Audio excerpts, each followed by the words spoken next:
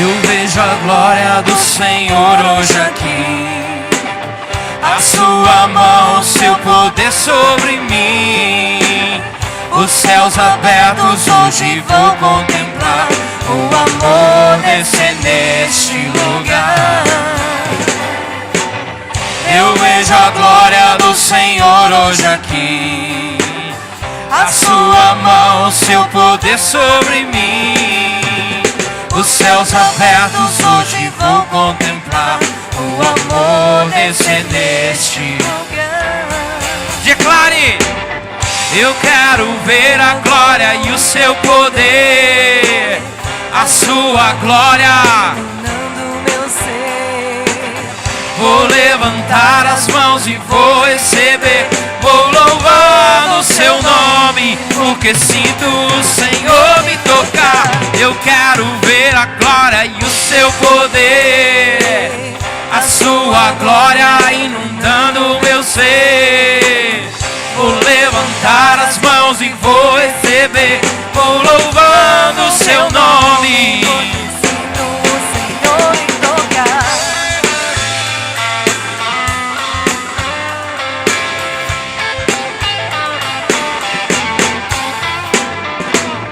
Eu vejo a glória do Senhor hoje aqui.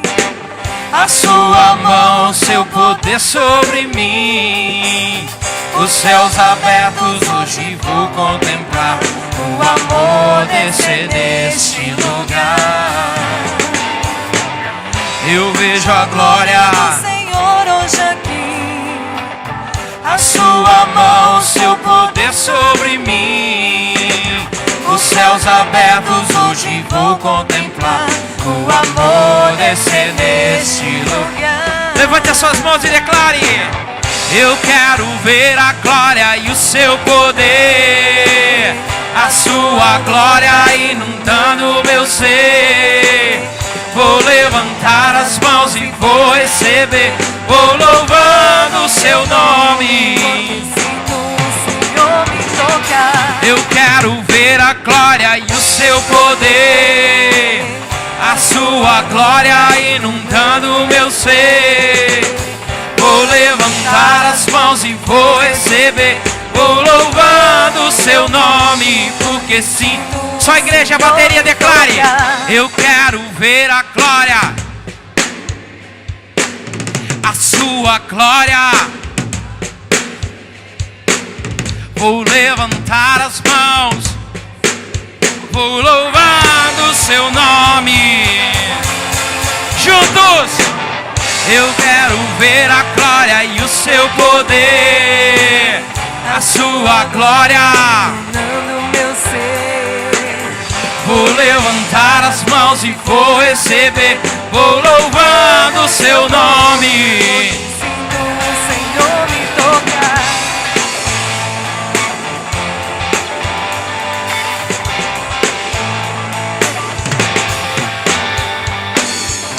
Aleluia!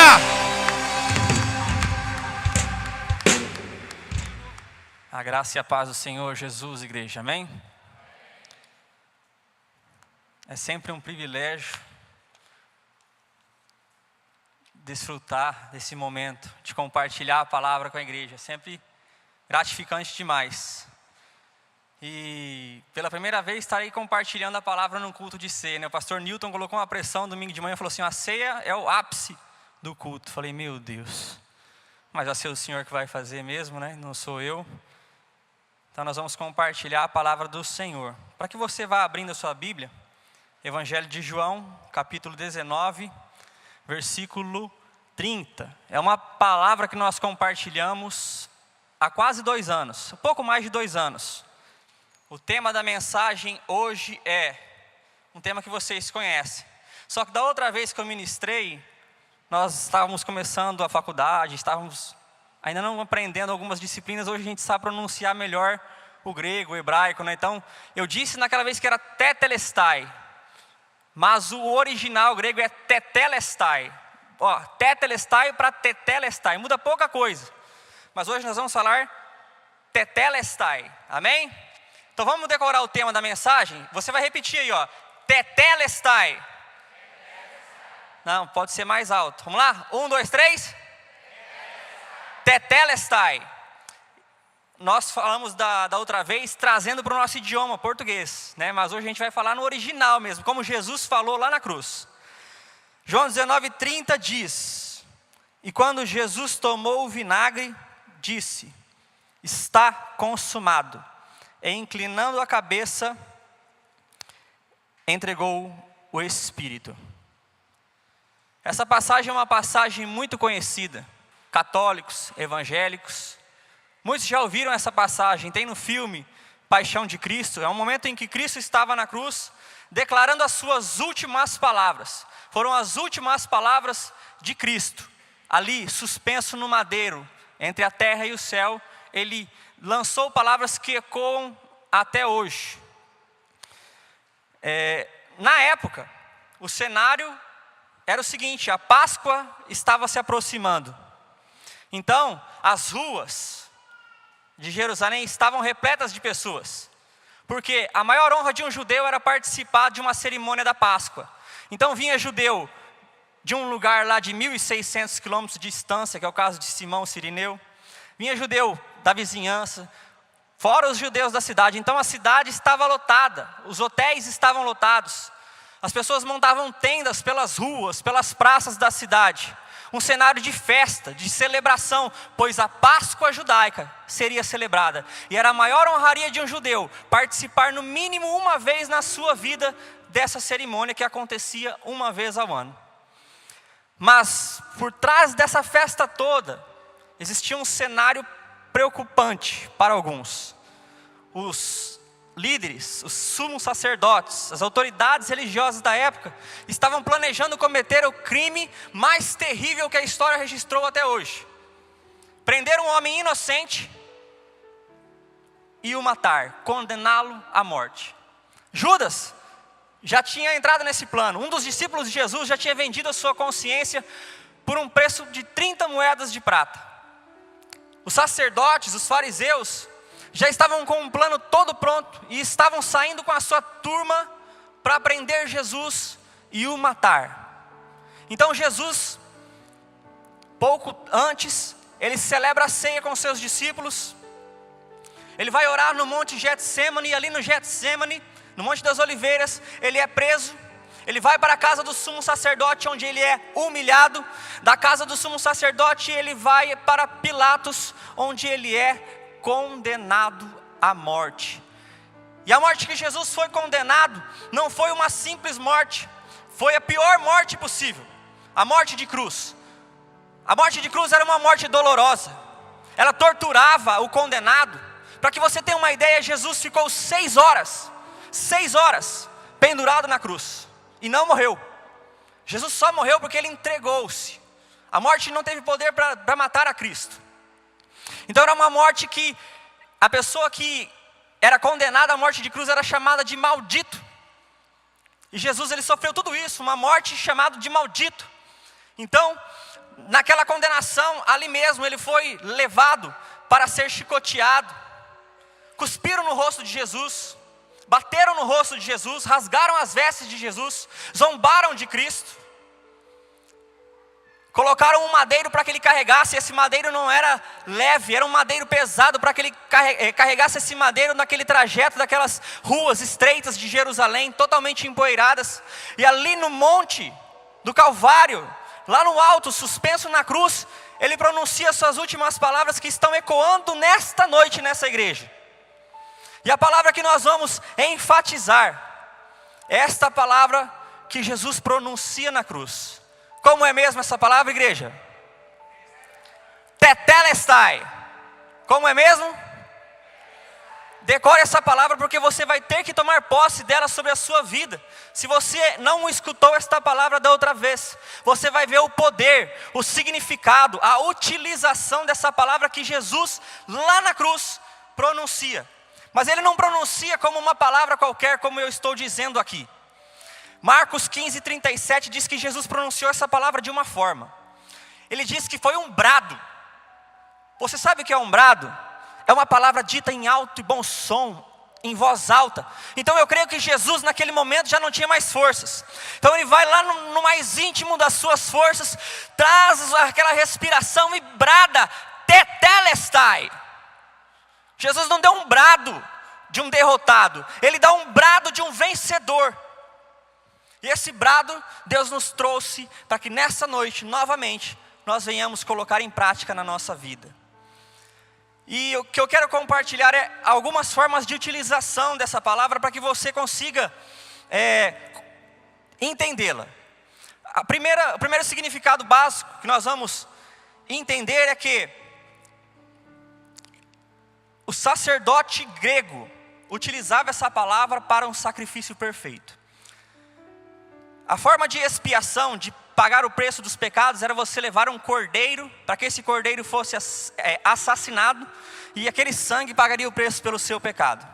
Então, as pessoas levavam para um sacerdote grego esse cordeiro. Esse sacerdote analisava o cordeiro.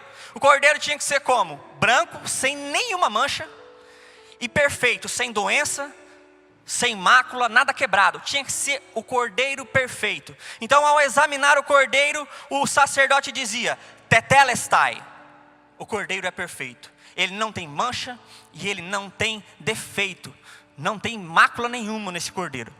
Então, o sacerdote judeu realizava o mesmo procedimento, mas não usava uma palavra grega, ela usava uma palavra similar no hebraico.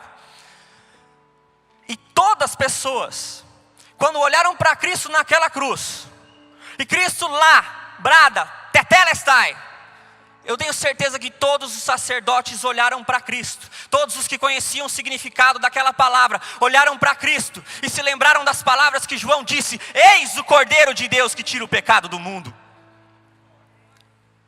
E eles se lembraram de que João pronunciou isso.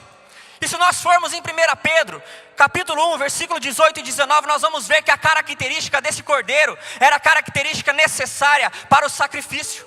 Diz que nós não fomos resgatados dessa maneira vã de viver, por prata ou por ouro, mas por um cordeiro imaculado, sem mácula e incontaminado. Jesus Cristo é o cordeiro perfeito de Deus, sacrificado naquela cruz por mim e por você. Todos que olhavam para a cruz vendo Jesus pendurado diziam: tetelestai, realmente é o Cordeiro de Deus que tira o pecado do mundo. É o Cordeiro perfeito de Deus que veio pagar o preço por mim e pela igreja dele. Amém? Tetelestai, querido. Jesus brada, e eu tenho certeza que naquele mesmo momento todos se lembraram do significado da palavra. Vai me dizer que Jesus não foi esse cordeiro? Pilatos diz em Lucas que nele não achou crime nenhum. Judas, o traidor, diz em Mateus que eu pequei traindo sangue inocente. Todos os fariseus e saduceus em Mateus 22, quando interrogam Jesus, falam assim: nós não achamos nele defeito algum. Ele era o Cordeiro Santo de Deus, sem mancha, sem pecado, sem defeito, que nos substitui naquela cruz que hoje está vazia. Amém? Primeiro significado, primeira aplicação de tetelestai: o sacrifício perfeito de Deus por mim e por você. Segunda aplicação, ela nos leva a um comércio. O comerciante utilizava muito isso. Quando uma pessoa comprava algo, igual você compra nas Casas Bahia, você ganha um carnê, quando você compra parcelado, ou você financia um carro, né, você recebe algo para você ir pagando aos poucos. A pessoa, quando quitava essa dívida, o comerciante pegava e escrevia no rodapé: tetelestai, dívida paga. Dívida paga. Eu e você, se nós não tivermos Cristo na nossa vida, temos uma dívida com Deus que é impagável. Porque a palavra do Senhor diz em Romanos 3:23 que todos pecaram e destituídos estão da glória de Deus. Nunca, jamais, pela vontade, pela obra do homem, ele conseguirá pagar o preço. Porque a lei diz que nós temos que cumpri-la na totalidade. Que aquele que errar em um ponto da lei, errou em toda a lei. É impossível. Para nós é impossível. A lei diz que não devo cobiçar a mulher do próximo, não adulterar, não colocar outra pessoa acima de Deus, né? Temos que ter Deus acima de todas as coisas. Será que nós fazemos isso todos os dias da nossa vida? Ou será que em algum momento nós erramos? Mas o preço que era impossível de ser pago, Jesus vem e cumpre toda a lei. A palavra do Senhor diz em 2 Coríntios 5:21, que aquele que não conheceu o pecado, se fez pecado por nós, para que nós fôssemos feitos justiça de Deus. Então na cruz, Ele está pegando, querido, a sua escrito de dívida, a sua cédula de dívida, o que você devia, que era a dívida por causa dos seus erros, e Ele está dizendo, em alto e bom som: eu estou pagando a dívida de todos aqueles que crerem em mim. Eu estou pagando a dívida, e não estou pagando com a moeda de César, eu estou pagando com o meu sangue. Foi com o precioso sangue de Cristo que Ele nos resgatou. Tudo que nós jamais conseguiríamos fazer, Ele fez por nós. E hoje nós estamos quites com a justiça divina. Hoje nós estamos perdoados, porque Cristo nos justifica diante de Deus, quando nós o recebemos como o único e suficiente Salvador da nossa vida. Mas quitar uma dívida, querido, é simples. Se você deve R$1 milhão no banco, e você vai lá e deposita R$1 milhão, você quitou a sua dívida, está zerado. Mas o que Jesus fez é tão lindo, é tão grande, é tão maravilhoso, que ultrapassa essa barreira. Jesus paga a sua dívida, e sabendo que você tiraria dinheiro de novo dessa conta, sabendo que você ia tirar 10, 100, 1000, e a sua conta ia começar a entrar no vermelho de novo, Jesus, Ele coloca um crédito infinito na sua conta, porque Ele sabia que você erraria, Ele sabia que você pecaria. E hoje, quando você se arrepende dos seus pecados, Jesus te perdoa, Ele te lava, Ele te purifica, porque hoje Ele quitou a sua dívida com o sangue precioso de Cristo. E a dívida que Jesus pagou, você paga uma dívida, a conta da água da sua casa desse mês, a gente vai pagar uma ou vai pagar 2 vezes? Uma. Toda dívida paga não precisa ser paga novamente. Jesus já pagou a sua dívida, querido. Na sua dívida hoje está escrito: tetelestai, está paga. E quando nós falamos de pagamento, o apóstolo Paulo, em Colossenses 2,14, para você que está anotando, nos apresenta uma cena jurídica muito interessante. Nessa cena jurídica, o texto diz o seguinte, vamos abrir a palavra para nós lermos, Colossenses 2,14, daí você pode deixar marcadinho que a gente vai ler o 15 em outra oportunidade.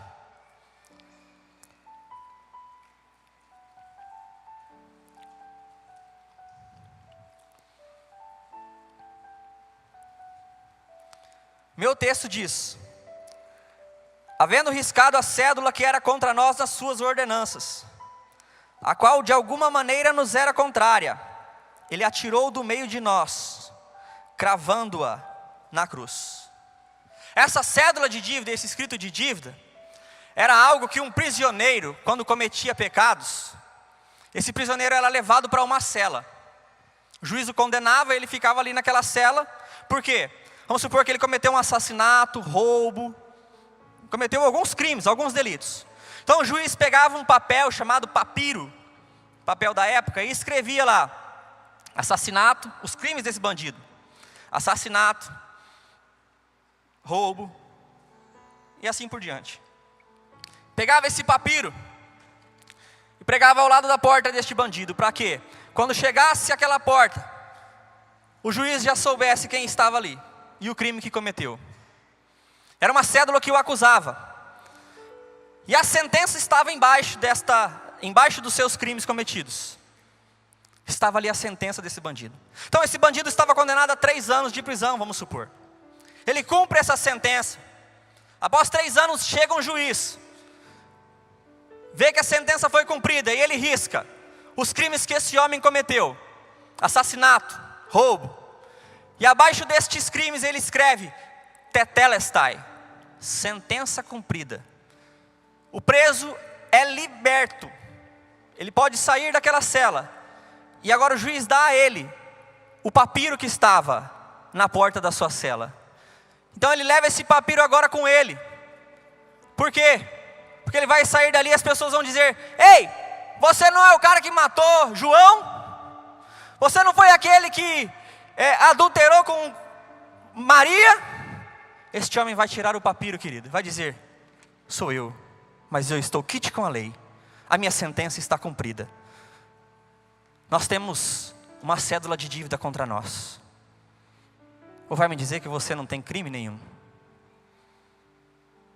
Nós temos uma cédula de dívida contra nós, que pode ser que eu abrindo o pergaminho aqui, a minha vai até lá naquela parede e ainda fica enrolada.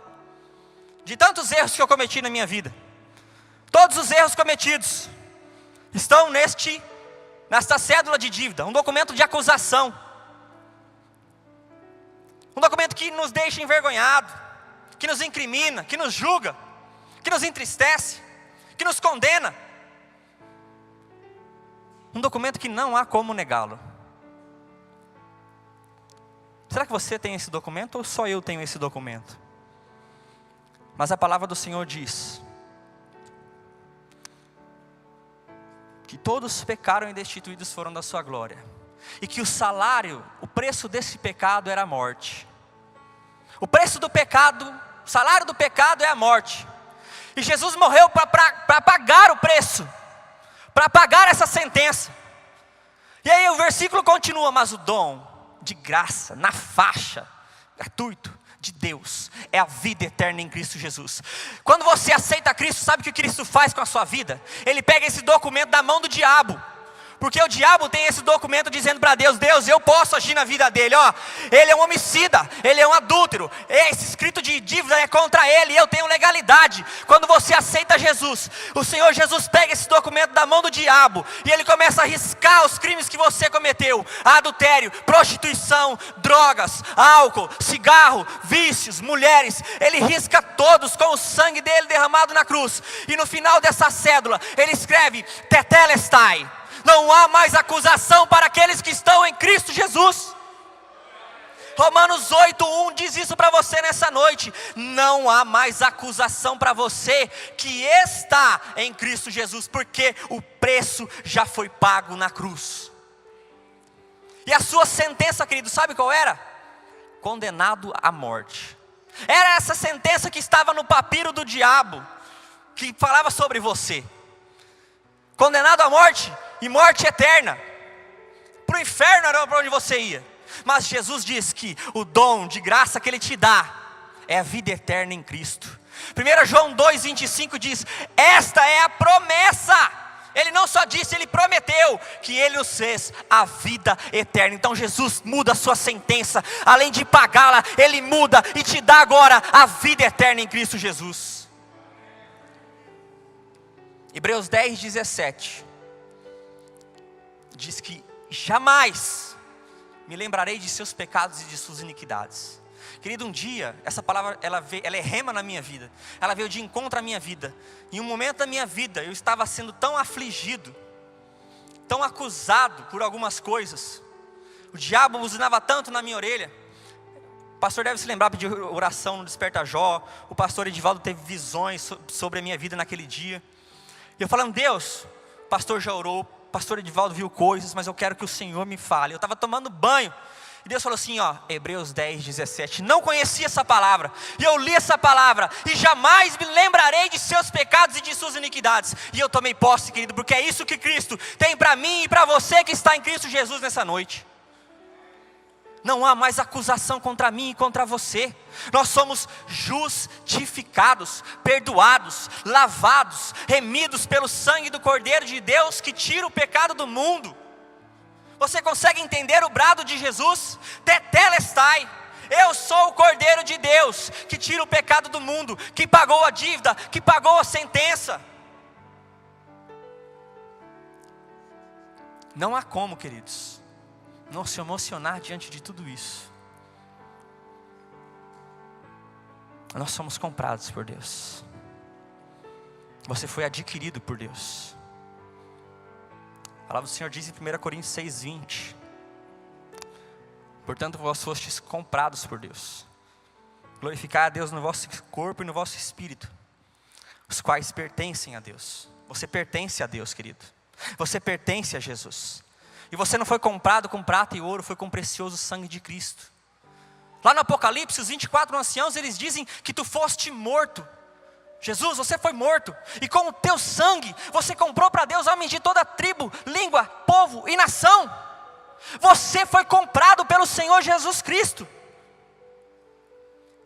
Quando você compra uma casa, nós entramos em outra aplicação de tetelestai. Quando comprava-se uma casa, na escritura, quando ela estava paga, escrevia-se tetelestai. Essa casa está paga, ela está quitada.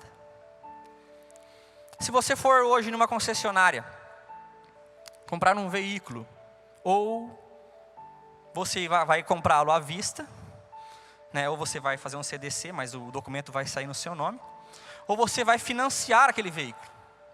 Quando você compra com o seu dinheiro, o veículo sai no seu nome, porque ele está quitado.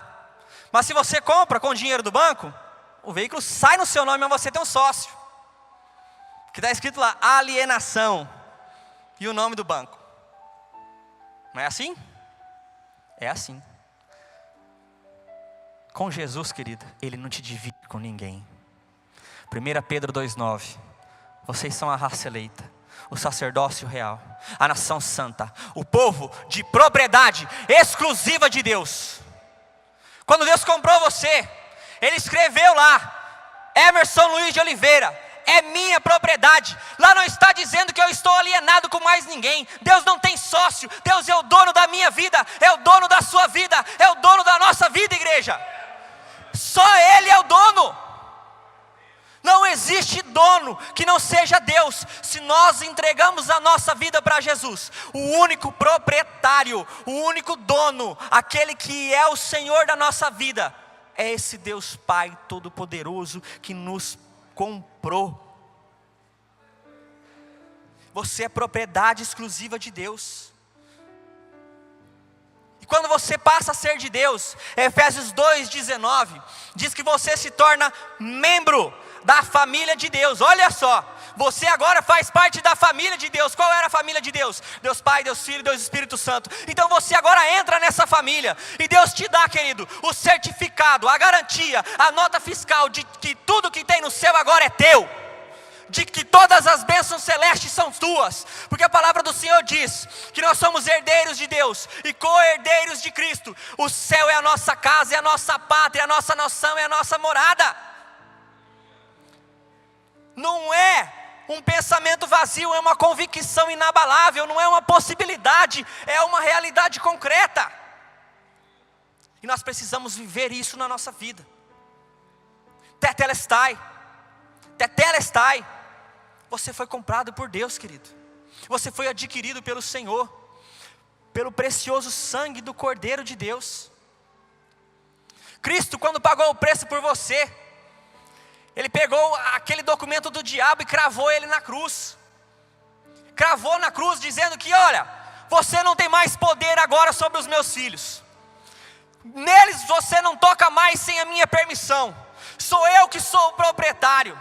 Eu que paguei o preço, então sou eu que governo, sou eu que reino. E a partir de agora, todo aquele que crer em mim, ainda que esteja morto, viverá. Todo aquele que me confessar, eu vou lhes dar poder para se tornarem meus filhos. Por isso, tetelestai, querido, foi tudo que Jesus poderia fazer como homem. Ali foi o ápice da vida de Cristo como homem. Ali Ele dá um brado por mim e por você, decretando a nossa vitória. E quando nós falamos de vitória, há uma outra aplicação dessa palavra, tetelestai. Colossenses 2, se você está aberto no 14, leia o 15. Paulo agora não usa uma cena jurídica, mas usa uma cena militar. Colossenses 2,15.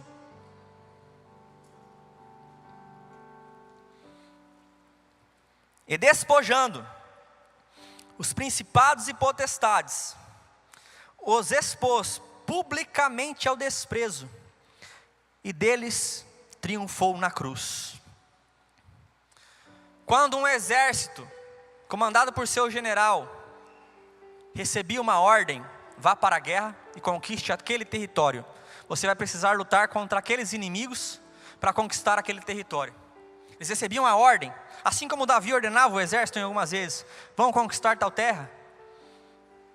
O exército parte em direção ao exército inimigo. E ali eles travam uma violenta batalha.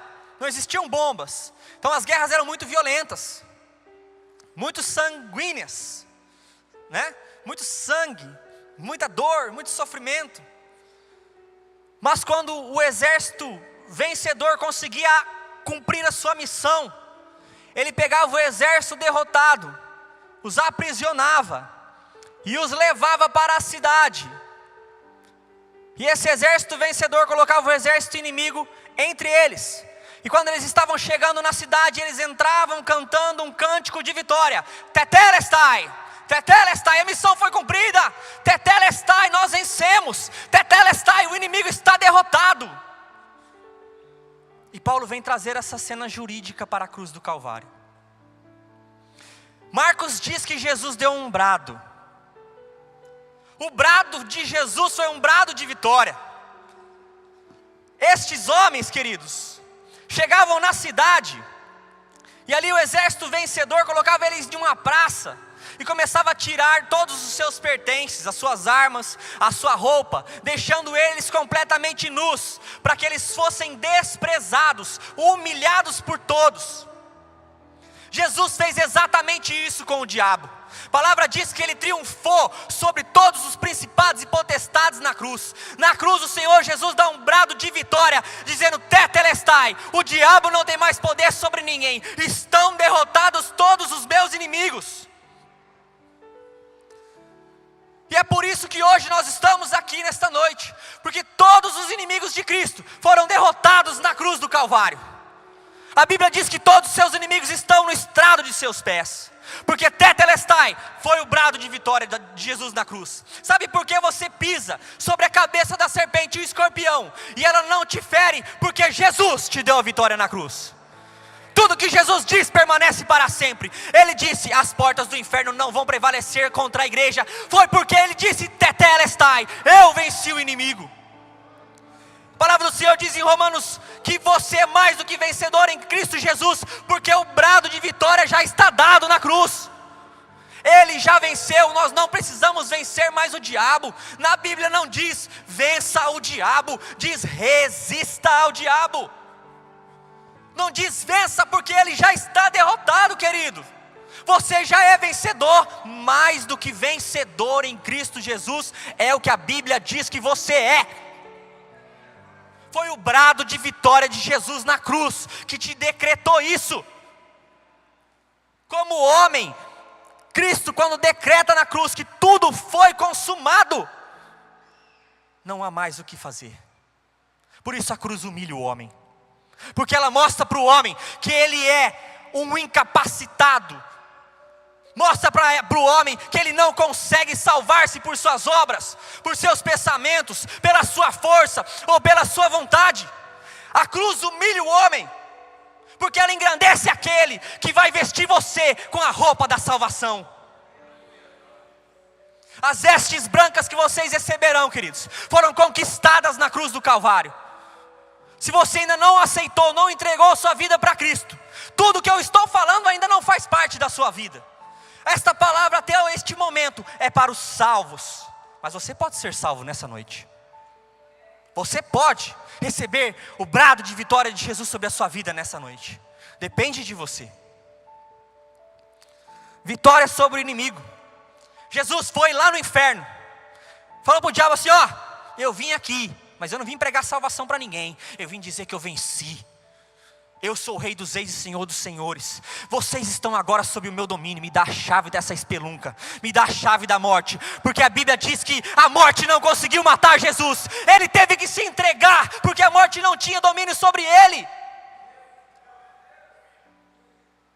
E tomando a chave da morte e do inferno nas suas mãos, ele agora tem todo o poder nos céus, na terra e debaixo da terra. Esse é o Jesus que nós servimos. Tetelestai, Tetelestai, Tetelestai, querido. Foi o brado de vitória dado na cruz por mim e por você. Ele teve que morrer, porque pela morte ele aniquila o que tinha o império da morte, que era o diabo. Hebreus 2,14 diz exatamente isso. Ele teve que se entregar para vencer a morte. E foi a pior morte possível. O diabo ainda está vivo na terra, ativo. Mas Jesus já nos deu essa vitória. Sabe por que você ora por um enfermo e ele é curado? É porque você é bom de jeito nenhum. É porque a vitória foi conquistada na cruz. Sabe por que muita gente ora? Como o pastor, não sei se foi esse pastor que veio agora, o Newton, que disse, ou se foi outro que eu ouvi. Pessoas se debruçam sobre outras pessoas e elas ressuscitam. Não é porque aquela pessoa é de Deus ou não é porque Deus já deu a vitória. Ele já venceu todas as coisas. Ele vai usar os seus. Não é pela capacidade do homem, é pelo poder de Deus. Tudo já está consumado. A missão está cumprida.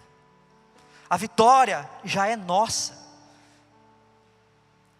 E aqui nós entramos nas últimas 3 aplicações, que são bem breves. A primeira era de quando um artista começava a esculpir o seu quadro.